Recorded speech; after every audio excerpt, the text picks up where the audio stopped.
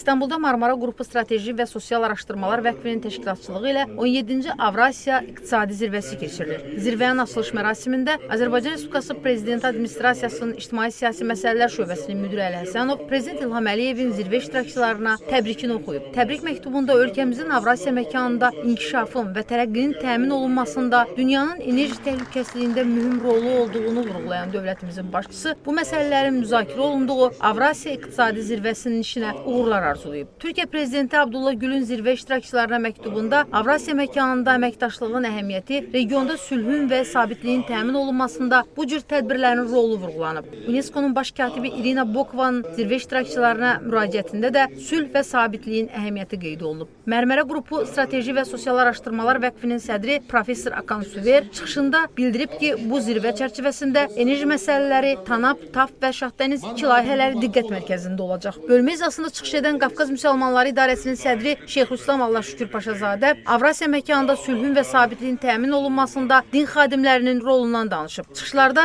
Azərbaycanda Ulu Öndər Heydər Əliyevin təməlini qoyduğu və Prezident İlham Əliyevin davam etdirdiyi mükəmməl din-dövlət münasibətləri, nüfuzlu beynəlxalq təşkilatların hesabatlarında ölkəmizdəki dini tolerantlığın müntəzəm olaraq yer aldığı öz əksini tapıb. 17-ci Avrasiya İqtisadi Zirvəsi fevralın 6-sında öz işini davam etdirəcək.